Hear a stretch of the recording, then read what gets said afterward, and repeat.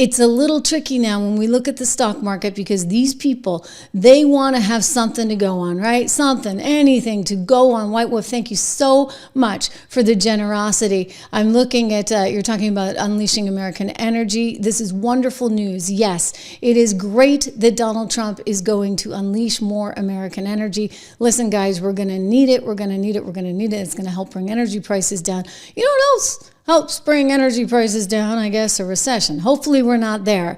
But I'll tell you, the data that I'm seeing, the real-time data is not good. There is such a vulnerability right now in the markets. And I know nobody wants to hear this. We're all on the same page in that we think tariffs are a good thing, right? They're a good thing in terms of dealing with our enemies, but maybe they're not such a good thing when you're dealing with your friends. I mean, you can put some in, 10 to 15%. I think his original plan was 10% right across the board. That would actually probably be pretty healthy and good, and you'd collect a certain amount of revenue off of it, which would enable you to do the tax cut. That makes sense.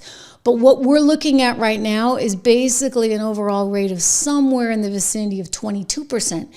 And that maybe doesn't make as much sense, except for China, of course.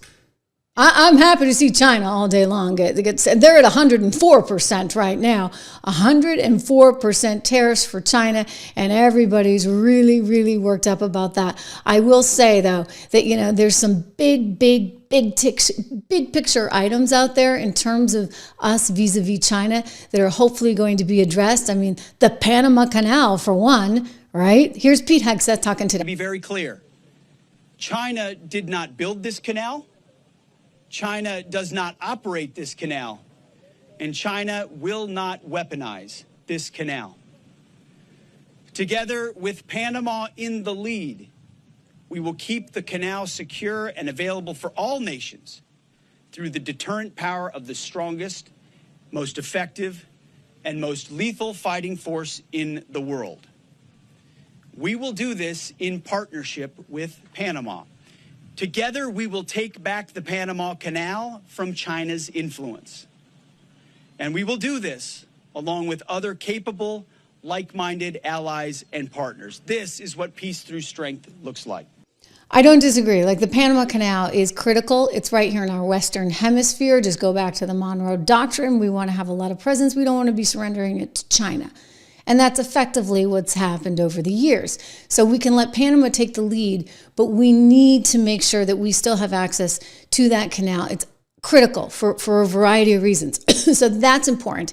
The other thing you got going on is 104% tariffs now being leveled at China because they're trying to play some giant game of chicken. And I just got to tell you guys, you know what? You're not going to win that one. You're just not going to win that one. Donald Trump has that all day long because, you know, he doesn't really like China that much to begin with, shall we say. And I do have a feeling, dare I say, I do have a feeling that he's willing to go the extra mile, right? Vis-a-vis China, etc. He's willing to push that as hard as he needs to push it in order to get the desired result, which is some kind of more fair, if there could ever be a fair trade agreement with China. Right now, we get a lot of goods from China, but none of them are critical. That's the good news, okay? Like, do you need more junk from China? Probably not. So when you put 104% tariff on things, guess what? People aren't going to buy the junk from China anymore. Is it a critical supplier in the overall sort of high-tech manufacturing supply chain? No. So that's one where, like, I'm going to give them some bandwidth. Like, you have some room to wiggle there, shall we say. And I think people are willing to take a little bit of pain.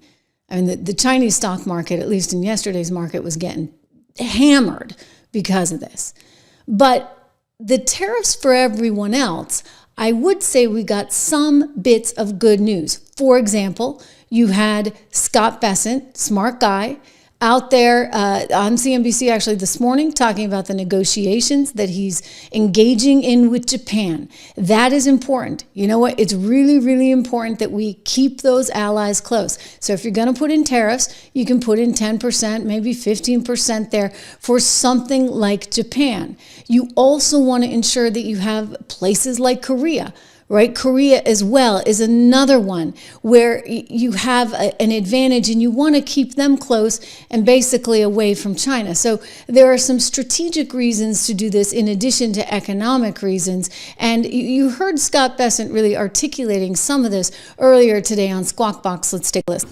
I think the market took some solace, though, in kind of a change in the perspective. Just last week, we were hearing no negotiations. Now we're talking about, you mentioned 70 different countries. We're approaching Japan, I guess, was early in terms of placing a call to the White House. And now, in earnest, you and the U.S. Trade Representative are going to begin negotiations with Japan. I think that some of the stability in the markets, there's no doubt that's what I think helped massage the markets to some extent.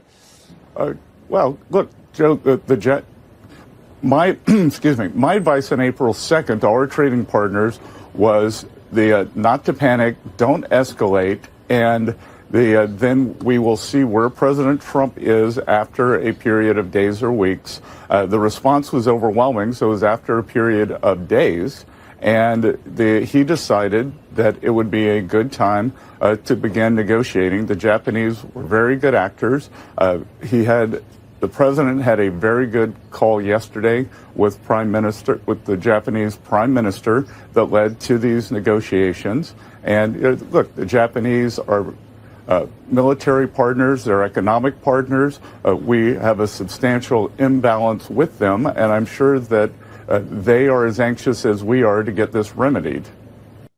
And somebody said, well, what would you do? What can you do? So easy. I drop a 25% tax on China. And I said to somebody that it's really the messenger. The messenger is important.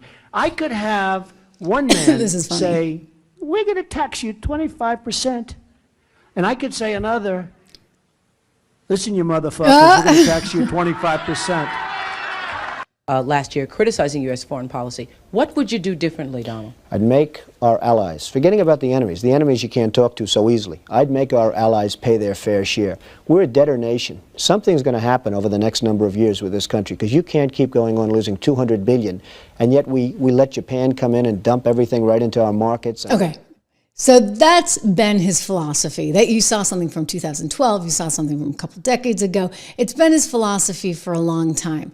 And his concern is that America's kind of losing out. But I'm going to play you another point of view. Let's go to Joe Kernan over on CNBC, one of my former colleagues there, who's kind of making the point that, maybe we're misguided. You can get some revenue there, but I've said to you guys, look, I run a trade deficit with my dry cleaner. Why? Because I don't want to do my dry cleaning. And it's not like they're over at the dry cleaner getting my financial research from 76 Research, by the way, nor are they consuming my podcast, but that's okay by me, right? Because, you make certain strategic decisions. So it's why you kind of have to think about the nuance of this, China being something a little bit different. I'll let Jess say it. I think the market took some solace, though, in kind of a change in the perspective. Just last week, we were hearing no negotiations. Now we're talking about, you mentioned 70 different countries. We're approaching Japan, I guess, was early in terms of placing a call to the White House. And now, in earnest, you and the U.S. Trade Representative are going to begin negotiations with Japan. I think that some of the stability in the market. Oopsie. Okay, so that was the earlier one that we saw. But he had Rand Paul on there too. And Rand Paul was very, very critical, saying, the whole debate over tariffs is fundamentally backwards in that, you shouldn't just be focused on trade deficits. I think you can focus a little bit on tariffs, right? But not just trade deficits sort of just exclusive, because that doesn't account for the good stuff that you get in trade. Now, the fear here is that the market has gotten so crazy, there has been so much volatility that you're actually going to see much more pain ahead. I do think, when it's all said and done, China gets the short end of this stick. I mean, we're China's biggest customer. Sure, they can sell some stuff to Europe and other places, but we're the number one economy in the world, all right? So you really don't want to piss us off, so to speak. And they're doing that. They're definitely doing that. President Trump out just moments ago speaking about this. Let me take you to him. So we've been ripped off and abused by countries for many years with the tariff situation. They've used tariffs against us. We didn't use tariffs against them or in any way. I mean, we just didn't use them of any monumental proportion. And so we are doing it now. We're doing it now, and it's going to have some implications. I'm less worried about China than I am sort of the rest of the world because, well, we've talked about it. I think that the math was a little bit crude. They had a lot of errors in their 9th grade algebra, and I believe the president deserves better. I mean, it shouldn't be like that. I think Bessent's out trying to save it a little bit. It'll all be fine. I mean, look, I'm still buying. I was still buying today, believe it or not. Still buying because, I'm long-term bull, and I think that eventually you've got to think about how these market swings are going to affect your portfolio. I look at what we've accomplished at 76 Research. You can get our research for just $1 a month. I know a lot of you are like, what do I do? What do I do? If you have the ability to put a little bit of money to work, these are actually times when you want to be selective and you want to get out there in front of it. So I encourage you to get our newsletter, just $1 a month. Go to 76research.com, use code word dollar. I think I'm basically a realist on this, guys, because all I want is for you to make money.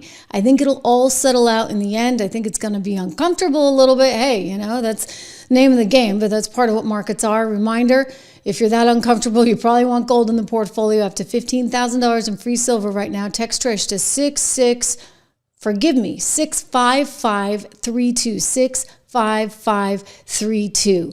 But there are a lot of fears. I mean, it was all over the place yet again today, right? I can't remember. Did we start down or up? At one point we were up quite nice, considerably, and then we ended the day down. I think you're going to have a lot more of that. Volatility is back, okay? It's going to be wild. We're going to get through it. I have things that I love about the president's plan. And then I have things that maybe I don't love as much about the president's plan. But I think when it's all said and done, we're all going to love it. I just worry about some of the interim damage along the way, right? We want to make sure that we don't go into a recession. Well, that'll cure inflation for you. You don't have to worry about inflation if we're in a recession.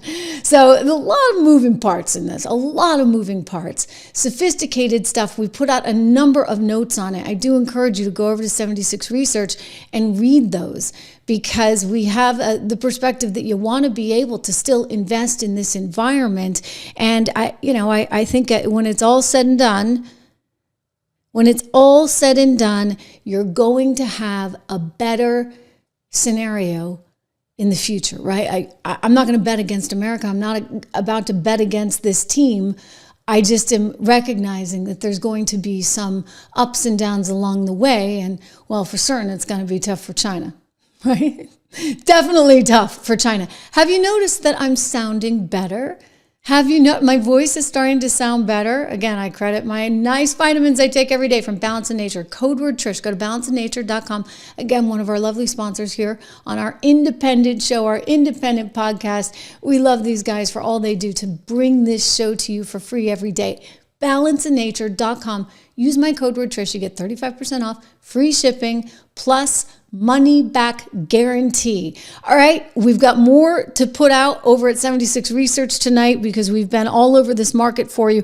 I want to continue doing that. I do think, broad exposure to this stuff, guys. Broad exposure is what I'm about anyway. I think that ultimately, it is going to be okay for us. Maybe not so okay for China. They got that 50% increase, and what do you know? It turns out to be around 104% total. I think it is a game of chicken, and this is one president that you absolutely, positively do not want to mess with.